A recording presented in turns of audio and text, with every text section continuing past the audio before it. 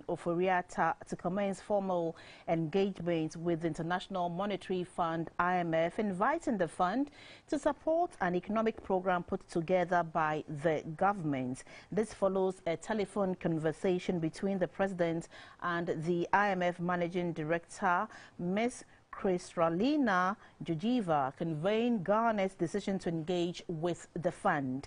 The engagement with the IMF will seek to provide balance of payment support as part of a broader effort to quicken Ghana's build back in the face of challenges inducted by the COVID-19 and recently the Russia and Ukraine crisis. Ghana has begun formal engagement with the IMF for support to support the country with an economic program. And prior to the latest development, there had been heated debate about why the country should go for an IMF bailout and vice versa. On the line is a development, energy and environmental economist and senior lecturer at GIMPA, Dr. Philip Kofi Adom. Good afternoon, sir, and thank you so much for joining us on News Hour. Good afternoon. So first of all, in simple terms, what does the statement issued by the Ministry of Information about government beginning formal engagement with IMF for an economic program support mean? Okay. First, good afternoon to your listeners. So, I mean, basically, once the minister announces the government's intention to begin negotiation for an IMF program, the only signal, I mean, it sends to us is that internally, we've not been able to balance, our fiscal position.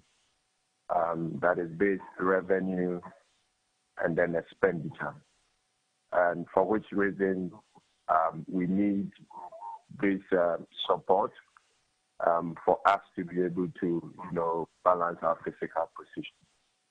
Yes. So that is what I can say. All right, Mr. Adom. So in 2015, Ghana went in for an extended support program to the tune of $918 million for 3 years. So looking at that situation now, how much do you think will be disbursed and for how many years? I think that will depend on a number of factors.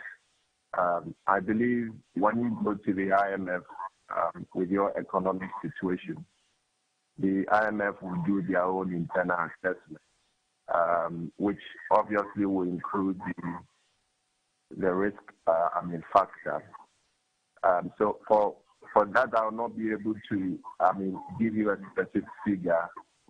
But if I am to project on that, given the way things are a bit difficult now, that increases our risk level. And obviously, you are aware that our debt levels are much higher now.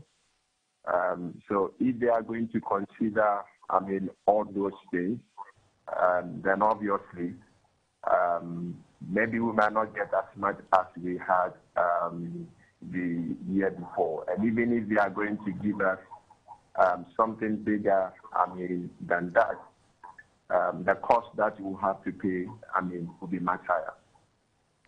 So what will be the impact of these bailouts on government-subsidized programs, including free SHS, the wage bill, and employment in the public sector?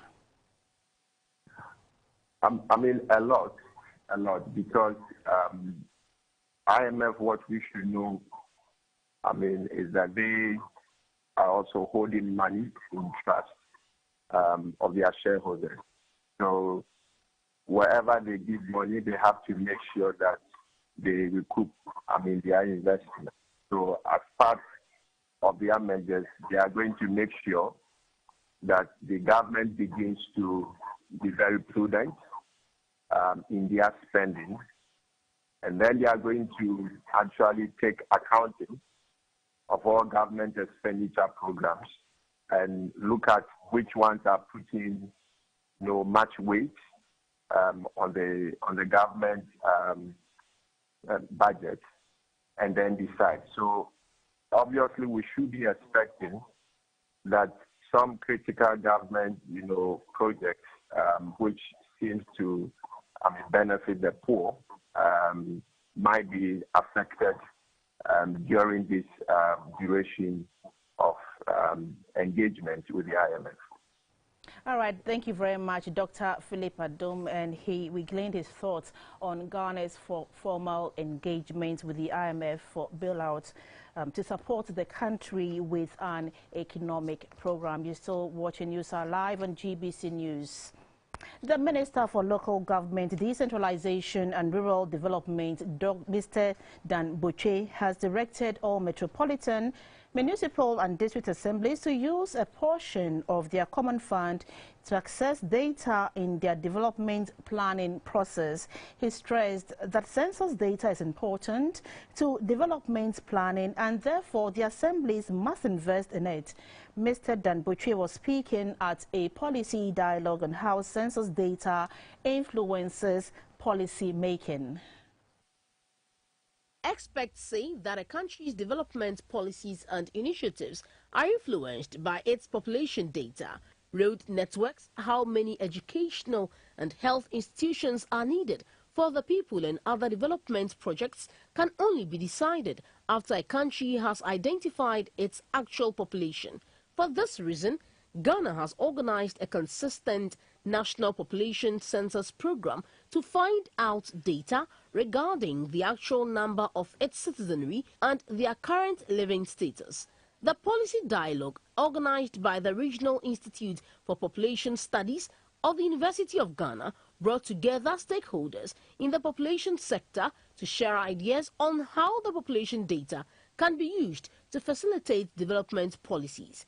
The Director General of the National Development Population Council, Dr. Kojo Mensah Abrampa, said the data from the population census is helping the council to operationalize its economic and development modules. The government statistician, Professor Samuel Enim, said data policy transition should include a deliberate attempt at population audit policy and data accountability. Let's look at all the population-related policies that we've had as a country, and let's see how data, specifically census data, informed the policies. And once you do that, you go forward and assess the outcomes of these policies. And I'm hoping that with this beginning, RIPS would go ahead and work with Statistical Service to do that. The Minister for Local Government, Decentralization and Rural Development, Mr. Dan Boche, it is important for district assemblies to invest in data collection to influence their development planning processes.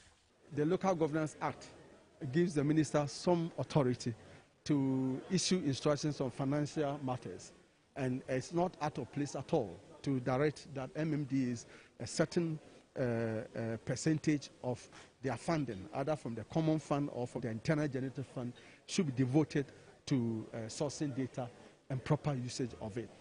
They are supposed to have a data room in each assembly, which we are going to ensure that with all this occurrence of flooding and bad planning, we are going to ensure that all assemblies comply to that directive. Ghana will host the 61st ordinary session of the Authority of ECOWAS Heads of State and Government on Sunday, July 3, 2022 in Accra.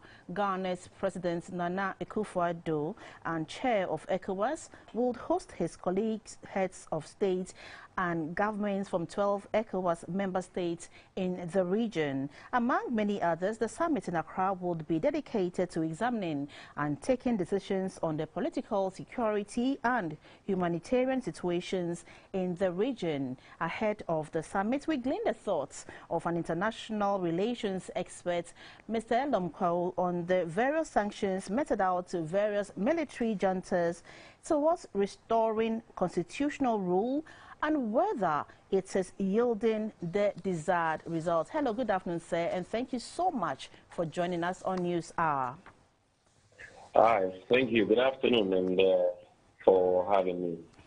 Well, first of all, the upcoming summit will review the current situation in Mali, Guinea, and Burkina Faso suspended from the organization. So with the timelines given by the various juntas, will you say it is to lift the sanctions?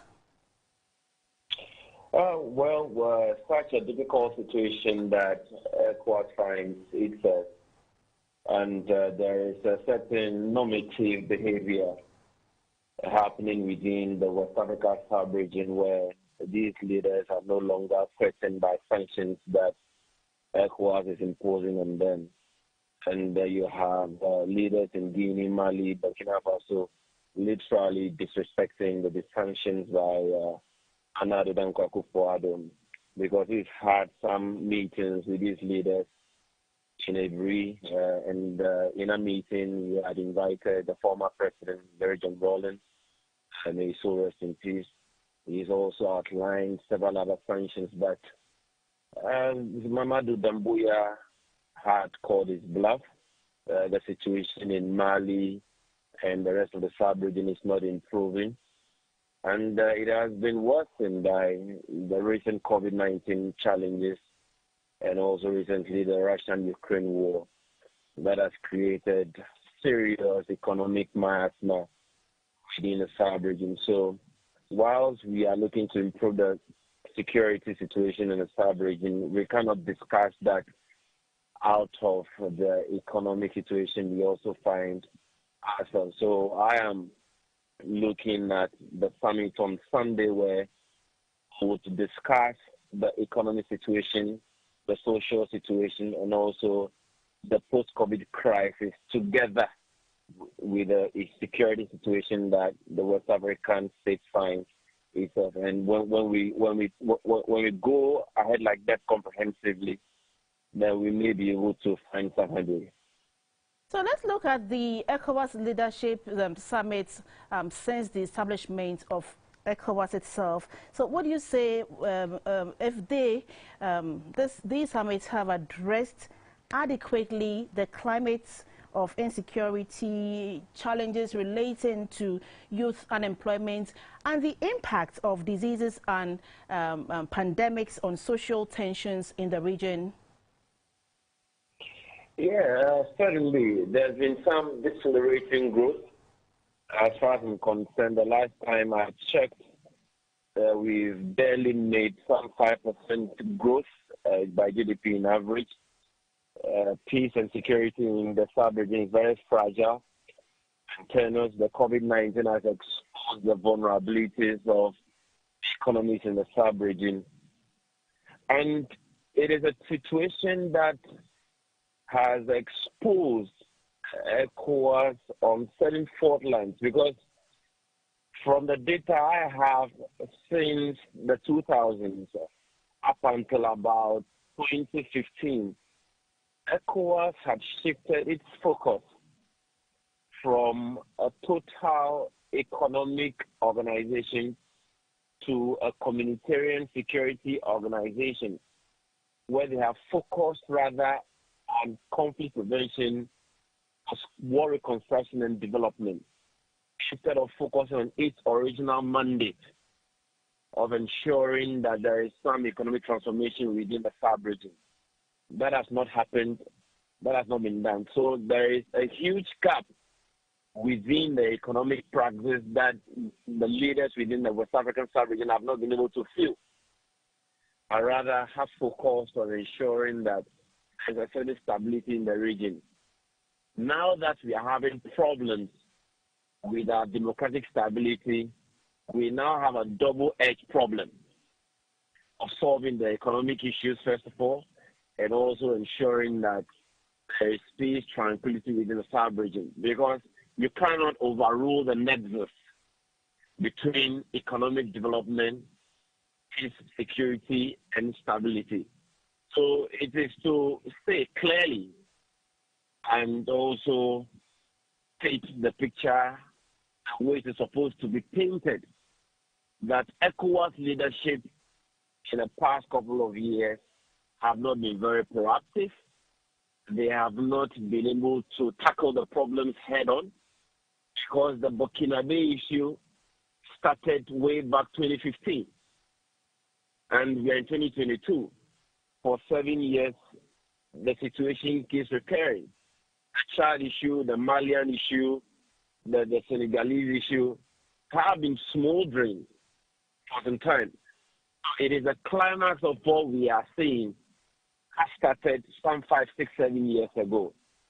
So it is about the identity. It is the anticipation of this security crisis that we've not been able to do justice to. Now, when the COVID-19 struck, the problems, the devastation is glaring in each and every member state. It is also to say that COVID hasn't really done much. It has only exposed the fragility of the economies that we have had. So these problems have been with us. It only heightened during the tenure of our President, His Excellency, Nana Addo Akufo-Addo, who, of course, is also plagued with his own national problems. Mr. We'll take that question, because this particular summit marks the end of the second year stewardship of President Nana Akufo-Addo as chair of ECOWAS. So, what is your assessment of President Akufo-Addo's tenure? Well, President Akufo-Addo's tenure was coincided with some really debilitating security issues, economic issues, social issues, which have not been properly managed. As I was stating earlier, we cannot place the problems entirely at its feet. It is to say and suggest that these problems had started before he assumed chairmanship of ECOWAS, and it has worsened during his tenure. We've had other former Ghanaian leaders serve as chairman of ECOWAS, and they did not face this level of problems. But then again, we would say that the period has not been kind to His Excellency Nana Addo Akufo-Addo, where we've seen about 3 to 4 coups d'etat. We've seen for the first time in so many years economic performance dipping very, very low in a lot of countries. Our response to COVID-19 has not been the best. A lot of countries are struggling. His own country announced this morning that he's taking some relief from the IMF. So these situations, of course, certainly answer my problem and answer the question you have just asked as to whether the verdict of Nana Addo Akufo-Addo's chairmanship lies squarely in the face of the security situation, the economic situation, and our post-COVID response to the issues in the South region have not done very good justice to Nana Akufo-Addo's chairmanship. Thank you so much, Elam Kwao, for your update. And we've been speaking to him on the 61st ECOWAS Summit to be held here in Accra. Moving on, we go to the Tola Basic School in the Talensi district of the Paris region, and the school is appealing for help after a rainstorm took off its roof. Pupils and teachers of the school have since deserted the building. Our news team in Bolgatanga visited the school and has more in this report. There are more than 300 pupils at the Tola Basic School and 9 teaching staff. When GBC News visited the school, the authorities said no academic activity had taken place since 14th of June 2022, and there was neither a pupil nor a teacher present. The classrooms were completely bare with animal droppings all around the entire building. Some children from nearby homes who saw the news team arrive ran to us to share their frustrations. Our school is supposed to be not to remove, so that I was sit and learn to become a teacher. If there is no school in the community, you can't learn to become a teacher. When we are in class, the sun heat would attach us. When rain to fall, it will attach us. So that's why we are not in school. Just after some 20 minutes of GBC News' presence in the school, some children started coming around, either in their uniform or home clothes, perhaps because they have had enough of staying at home while school was supposed to be in session. Assembly member of the Datoko electoral area, Mr. Elijah Bawul-Major, called on the government through the district assembly and other benevolent organizations to come to the aid of the school. This is the time we have BCE candidates among them. As of now, they are not in school. So how are they going to learn? I reported this to NATMO officials, the district assembly, and nothing has been done. So I'm appealing to the government authorities that are concerned to come to the aid of Tola Basic School. Community members at the Chief's Palace were not happy about the situation at the school. They said the damaged roof by the rainstorm should be repaired for their children to return to school. All the children, they are roaming up and down, and we'll tell them to go to school. They are saying that the school has been destroyed, so due to that, they could not go. These are the few children who ran to me when the GBC team got to the school premises. It's been a very worrisome situation, and the earlier authorities do something about it, the better for Mother Ghana. Peter Agengre, reporting for GBC News. A new water facility has been inaugurated for the Governor Chrome Chips compound near Teacher Mante in the Ayenswano district in the eastern region of Ghana. The gesture by the Rotary Club of Accra Osu-Ari and the Rotary Club of Accra Osu Oxford Street is improve upon the sanitation and hygiene situation at the compound. Governor Chrome Chips Compound is a government of Ghana facility rendering services such as OPD, antenatal, postnatal, child welfare clinic, delivery and general consultation. However, the lack of potable water has been a major challenge confronting healthcare workers in the discharge of their duties. As the provision of humanitarian services key to Rotary, two sister clubs, the Rotary Club of Accra Osu-Ari and the Rotary Club of Accra Osu Oxford Street, pooled resources to construct a mechanized borehole for the health facility. The mechanized borehole will supply 24-hour water services to the center. The midwife at the Governor Chrome Chips compound, Mrs. Cynthia Redu, thanked the two clubs for the support. She said the nature of their work makes water an essential commodity, hence the facility will improve healthcare delivery. The club's president said the project falls under Rotary's water sanitation and hygiene project, WASH. It cost 27,000 Ghana cedis. The clubs also extended the project to the Governor Chrome Township to help provide potable water to the residents. The Parliamentary Select Committee on Health has called for expansion of facilities at the Komfo-Anokye Teaching Hospital in Kumasi to help cope with the increasing number of patients. The committee was unhappy to see a number of referred patients lying on the floor or on an improvised beds at the Accident and Emergency Center of Ghana's second largest teaching hospital. The chairperson for the committee, Nana Dr. Efriye Ayu, and a ranking member and MP for Dwabuso, Mr. Kwabna Minta Akando, told journalists after the tour that there is the urgent need for increased budgetary allocation to rehabilitate the G block built over 60 years ago. Members of the Parliamentary Select Committee on Health had already visited the military hospital at Afarenier in Carrier and the Ashanti Regional Hospital at Syria. They had a closed-door meeting with management and staff of the hospital before touring the wards and ongoing projects, some of which are at various stages of completion. Areas toured included the Cleft Foundation Center, Oncology Unit, Laboratories, and the Psychiatry Unit. The 500-bed capacity mother and baby unit is about 30% complete.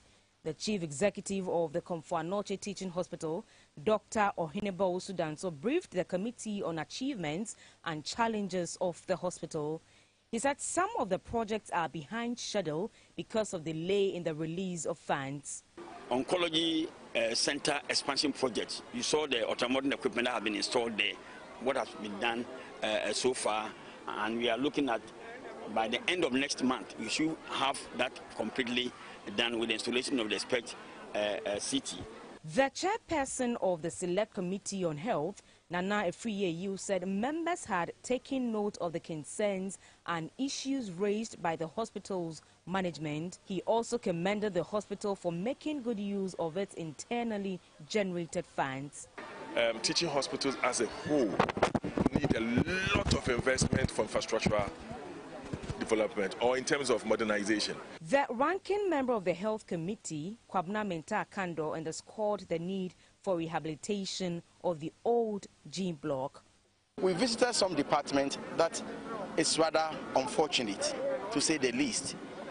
We think that it's about time that the government of the Republic of Ghana invest more in the health sector. The Director of Urban Studies and Head of the Geography and Resource Development Department of the University of Ghana, Professor Martin Otina-Bebiu, says current policies aimed at managing waste in the country are unsustainable. According to him, policies drafted to manage waste must be depoliticized to achieve their intended goal. Professor Martin Otina-Bebiu was speaking at his inaugural lecture held in Accra. In Ghana, about 12,710 tons of solid waste is generated daily, with only 10% collected and disposed of at designated dumping sites. A major challenge in the management of solid waste in Ghana is the collection and disposal process, which are labor-intensive and often not effective. Speaking on the topic, double standard, single purpose, deconstructing the fence wall for sustainable municipal waste management, Professor Martin Otina-Bebiu called for all hands-on-deck approach to tackle waste management in the country. Our studies have reviewed, as we speak today, we have 136 laws, regulations, acts on waste management.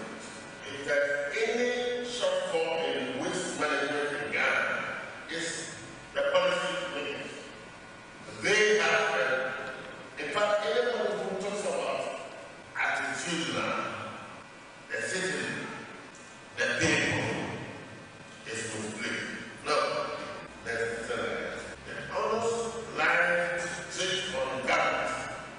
Professor Martin Otina-Bebiu further indicated that Ghana must see waste as a resource and the need for a public-private partnership as the increase in population growth and rapid urbanization have resulted in the generation of larger quantities of solid waste across major urban cities in Ghana. Waste management is about our life. It's about society. It's about how we manage our life. The first time we had an approach towards waste management came at the heels of the country's rapid urban growth. To him, a community-based solution will empower individuals to take charge of their domestic waste to help curb the menace in the country. The Department of Social Welfare in the Okankwe South Sub Metro of the AMA is looking for the family of Francis Adu, believed to be 14 years. He was found on June 14, 2022 at the Kaneshi Takrady station. Anyone with details about his relatives or any family member who sees this announcement should kindly contact the department at Kaneshi Okankwe South Sub Metro on 024 500 7148 or 030 393 5397 to help reunite Francis with his family.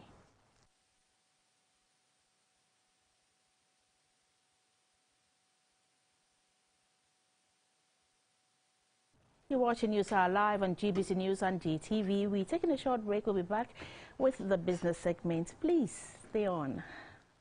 It's a nightmare dealing with the filth in Accra. The gutters are choked with garbage. The streets are a jumble of filth. The beauty of the serene beaches is marred with human feces and plastics as many defecate in the open. Residents are up in arms when the situation gets out of hand. Because of these beaches, you can't even stand there for even a minute. As we speak here, if the mosquitoes even refuse to breed on it. Partners in sanitation suggest alternative policy interventions. Landfilling is not the way forward. We are recommending treatment facilities. But in all of this, have we made gains in the sector?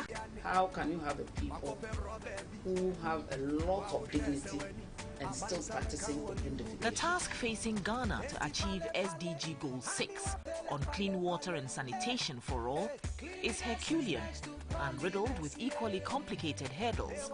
Join us every Thursday on Wash Hour from 4:05 p.m. to 5 p.m.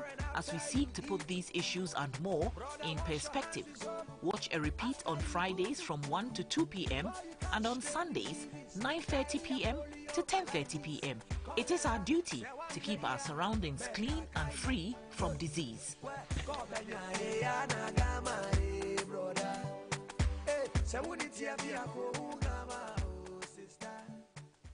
There are strong women whose stories teach us perseverance, logic, decisiveness and self-confidence. Being strong is not just about physical abilities, but also emotional, intellectual and mental strength. Women's Voice is a platform to hear and share stories to encourage women and girls. Women are the real architects of society. It is they who provide the foundation of power, grace, wisdom, justice, creativity and hope. Join us live every Monday at 4 p.m. on GBC News and GTV, Wednesdays live at 4 p.m. on GBC News and a repeat on Saturdays at 4 p.m. on GBC News and Sundays at 3 p.m. also on GBC News. Women's Voice. No one can make you inferior without your consent.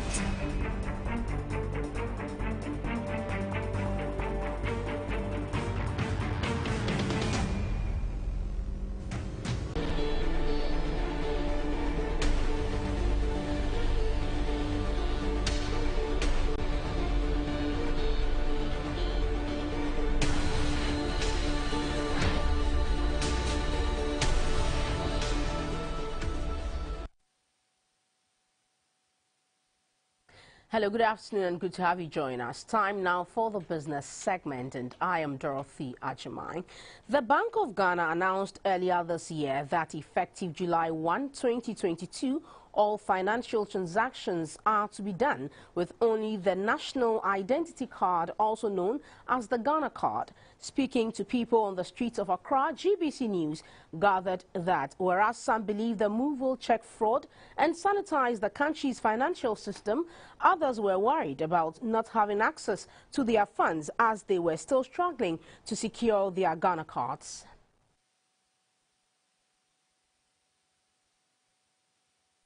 My ID card qualified me to do the Ghana card, my birth certificate, my passport. Why do you want to cancel all these things so that you move to the Ghana card without allowing, because it should be vice versa. In case emergency or anything happen that I've lost my Ghana card, you want me to do the Ghana card or re-register? Actually, my bank sent me a notification about it, but at the moment I don't have the card, so I haven't been able to reach out to that place. So that's my worry right now, my phone and then my bank. And if I can say now, so near Omodia, and no more we SS and so the boy, now you see a new Tama or be register Ghana card or no so near the Ghana card. But they say no boy, I know a real school by your Juma. I saw a service cover bank. But a root Tatam now on your Ghana card and obey I could service cover bank. No, my consul said the bayan coming in, so a breno. Bet my codilla so I named Drew Soda. Omodi and start here. Your dance of mine. And now Omba Pambros by me, my ye and almost say, if I'm to call headquarters, or Waja. 3 years and over, Miss Ankai, the Biame Coba, the sell all of an edico. mini bibia maybe my jai gramming go be. From farm and to case of me, but Tom had a crana Mikoiska. Benim Sene, there, started for Ghana card. Still on the Ghana card, we have on the line the Chief Executive of the Ghana Association of Bankers, Mr. John Iwa. Good afternoon, sir, and thank you for joining us. Good afternoon. You're welcome. Are the banks prepared to accept the Ghana card for all banking transactions? Yes, I can confirm that all the banks are very ready and have been ready for some time now. If you have observed the media space, you would have observed that we've been embarking on public education campaign to encourage banking customers to ensure that they have the Ghana card. They've also contacted their banks to update. Many Ghanaians have still not secured their cards. So what kind of arrangement has been made by the banks to enable them conduct transactions? We do not necessarily subscribe to both Ghanaians not having their ID. From NIA records, they've registered over 16.8 million Ghanaians who have the cards. They were expected to register somewhere around 17 to 18 million people. So we only have about 2 million of the target population out of the target population, which has not really gone through the process. What we're saying is, for those who really want to get a Ghana card, the NIA offices remain open, and they should just take the trouble to visit the offices and go through the process, get the card. I think it's a very simple. It was a passport to travel. I'm sure we all rush to get it, whatever time it takes to get it. So let's get it. This is a very important instrument. Your own personal safety and security of your account. It's important that so that you have the right records of your account. Right. Some Ghanaians are yet to follow the "you are your customer," that's the KYC updates at their banks. Will that affect them in any way? No, so long as you have the Ghana card. Right. If you have not updated your record at the bank, you don't have the problem. At the time you want to undertake a banking transaction, you just produce your Ghana card, and then your bank, through that process, will update your record, execute the transaction for you. So there shouldn't be any rush because there's no deadline to when you can update your record. It is an ongoing process. Thank you so much, Mr. Ewa, for your time. We do appreciate that. And that was the Chief Executive of the Ghana Association of Bankers, Mr. John Ewa, discussing with us the use of Ghana card for banking transactions, which takes effect today, July 1, 2022. The Ghana Revenue Authority, GRA, has debunked reports on social media that imply that from the 1st of July this year, the authority would begin charging the 1.5% electronic transfer levy on merchant SIM cards. The authority also refuted claims that cash-in or deposits made through a merchant or vendor will attract e-levy. The Ghana Revenue Authority says the levy does not apply to specified merchant payments per Section 2 of the Electronic Transfer Levy Act 2022, Act 1075. A statement from GRE says specified merchant payments are made to merchants through a payment service to a person registered with a GRE for the purposes of income tax or value-added tax, VAT. By this, customers making payments to such specified merchants will not be charged the e-levy. The statement said the general public should note that e-levy is not charged on merchant SIMs as is being purported.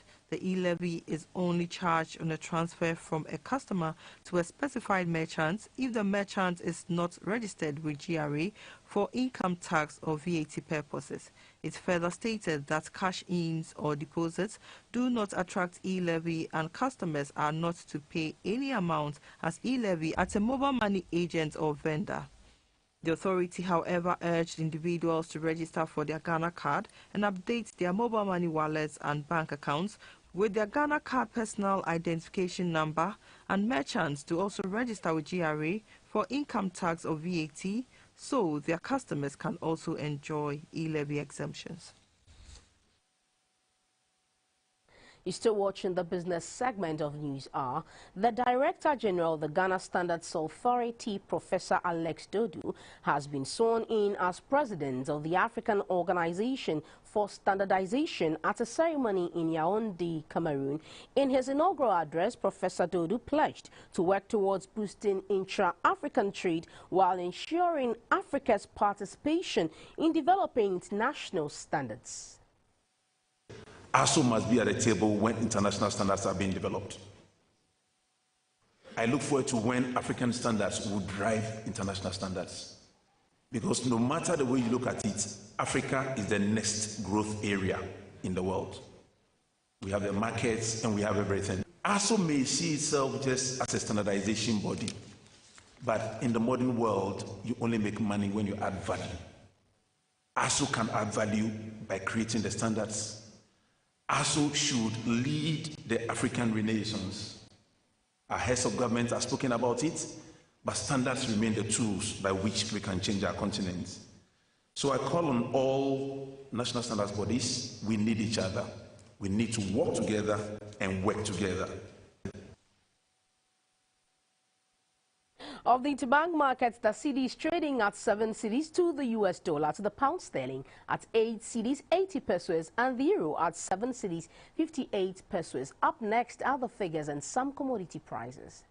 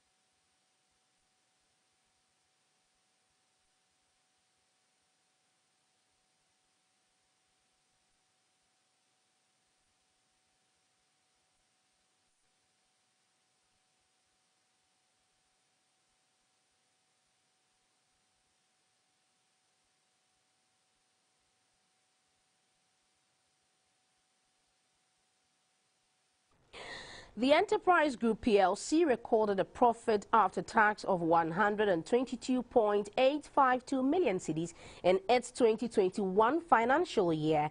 Notwithstanding the challenges posed by the COVID pandemic, the group continued the improvement of its shareholder value and has announced a dividend of 0.744 pesos per share for 2021, an increase of 20% over the 2020 dividend of 0.062 pesos. This came up at an annual general meeting here in Accra. Enterprise Group is one of the leading financial services and insurance groups in Ghana. The company operates in 7 segments: life assurance, pension administration, real estate, funeral services, investments, and health insurance. The group offers an extensive portfolio of products and services ranging from funeral finance and family income protection to micro-insurance, corporate risk, fidelity guarantee, cash-in safe, health, home and personal assets protection and product liability insurance policies. During the 2021 fiscal year, the group's net income grew to 1.2 million cedis from 847.7 million Ghana cedis in 2020, a jump of 37.3%. A 28.78% growth in insurance premium revenue from 651.39 million cedis to 838.70 million cedis, with its life insurance businesses contributing 72.6%, non-life 22%, and health insurance 5.4% respectively.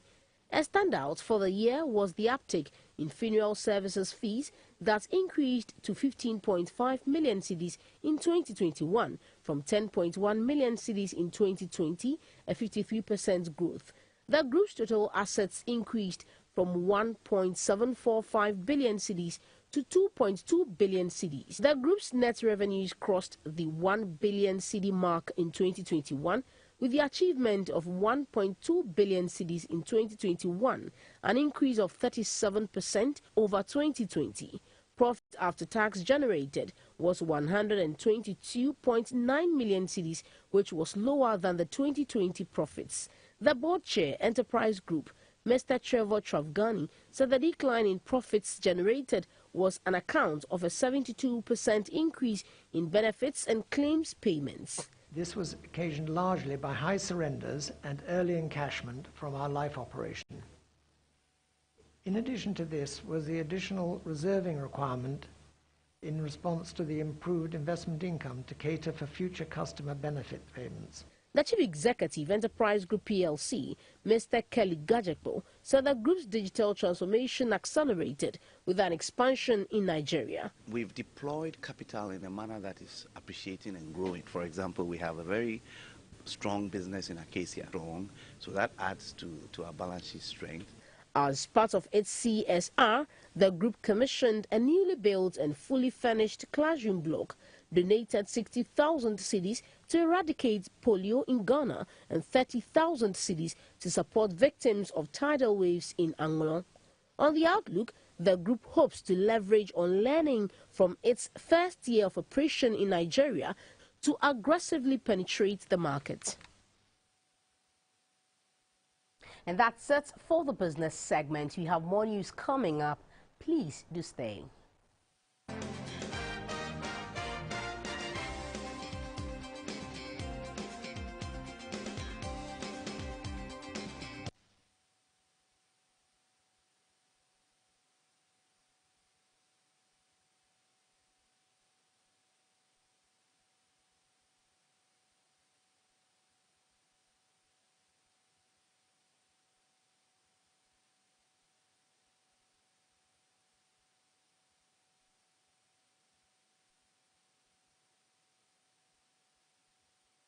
Thank you very much for staying on.